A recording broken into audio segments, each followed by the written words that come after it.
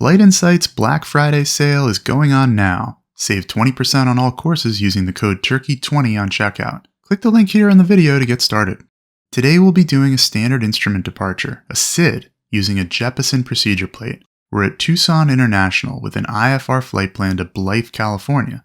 Our flight plan includes a departure procedure, the Burrow 4. When we got our clearance, ATC told us, cleared to Blythe Airport, Burrow 4 departure, Gila Bend transition, then as filed.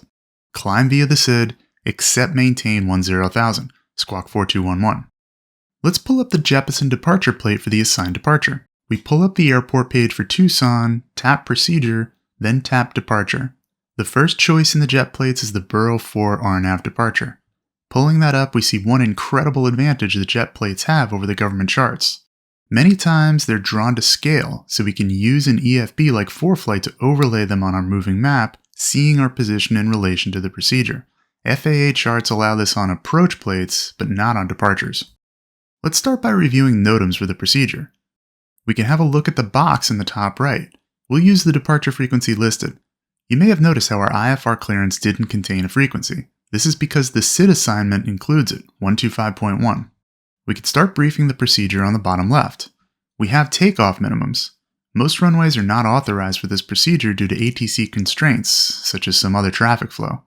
Only runway 11 left can be used for this SID. The minimum climb is 500 feet per nautical mile up to 7,600 feet. The handy box below lists climbs in feet per minute for a given ground speed.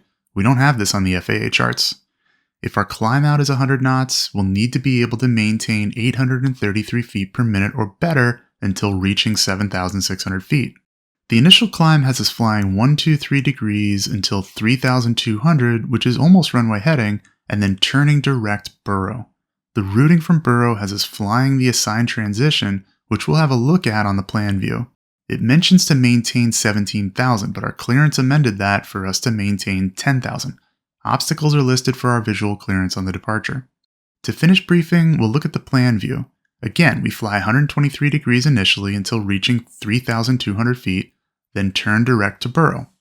From Burrow, we turn right to 213 degrees towards Splits. This segment is 7.1 miles long, has an MEA of 7,600, and a MOCA of 4,900. That's what that T after the altitude denotes. Remember that the MEA and MOCA aren't telling us what to fly on this leg. The clearance has us climbing via the SID, so as long as we're meeting minimum climb gradients and other crossing restrictions, we're okay. From Splits, we fly 288 degrees for 14.4 miles, arriving at Rin at or above 8,000 feet. Then the procedure splits off. We fly 300 to Rosker, crossing at or above 9,000, then proceed out to Gila Bend, our assigned transition. If we had a different transition such as Ball, we'd fly that leg instead from Splits. The Gila Bend VOR is where we'll pick up the rest of our route to Blythe.